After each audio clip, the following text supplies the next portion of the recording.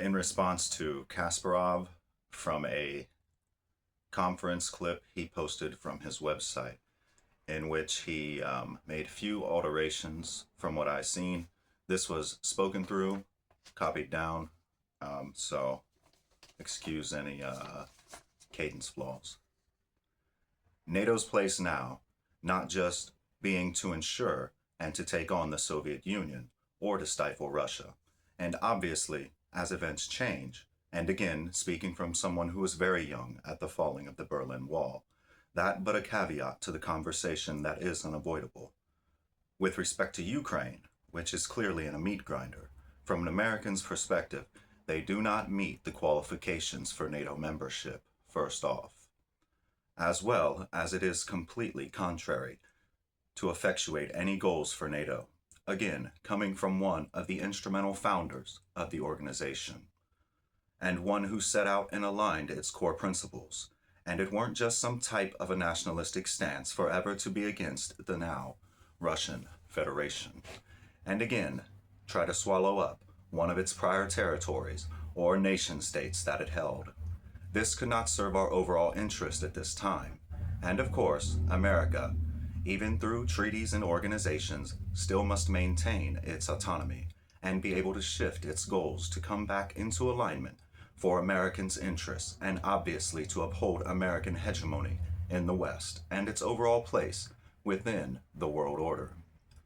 Now, America and Russia, obviously at the time, or the USSR even, were premier superpowers by my estimation. This has not changed. But others, they can surmise as they like. So, do we wish to just push ourselves toward needless bloodshed at the behest of a Europe that has fallen into such turmoil as they traditionally have, these nations being much older than America is? Are we not to learn from all their turmoil and strife through 2 world wars, through the Cold War, which again never took a moratorium?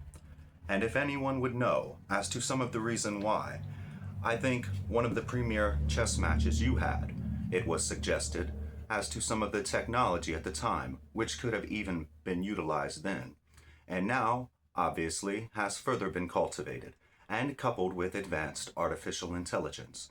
So it's clear as to the why, even if there is some type of armistice agreement, a ceasefire, furtherance and cultivation of these things will never cease. And as well, to reel it back in here, we have not just the Western nations versus the premier adjoining confronting superpower in the Eastern Hemisphere. NATO's goal was to attempt to stem the spread of communism, as we are a capitalist nation. And this is one of the driving factors in this. And obviously there are factors that some people think you could throw bodies at the problem and you can win a war of attrition. Some people think you could hemorrhage money and just throw that at a problem and think it goes away. However, the world itself, while by all estimations stagnates, time itself succinks.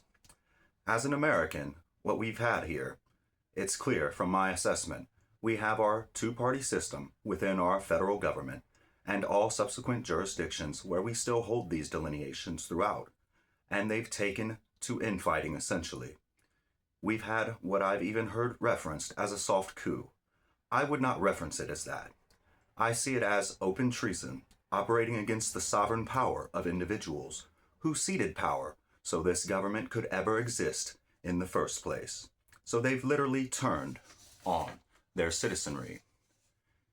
And it's this constant back and forth with an accompanying debt. In this time, I remember when it was 4 trillion, then it was 8 trillion.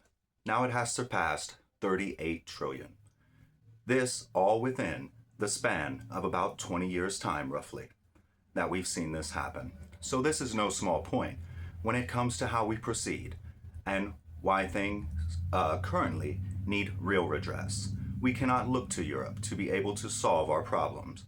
We cannot sustain in hopes that ourselves somehow will sustain. It seems that they have enough inner turmoil themselves. For too long, we did not even take to secure our borders against the tremendous inflow of illegal immigration.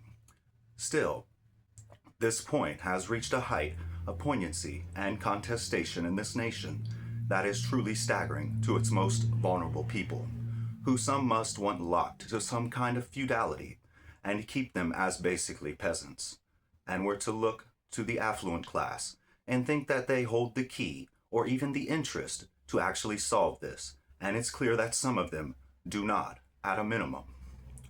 That is foolish outright, and a point I may have skipped over or got away from.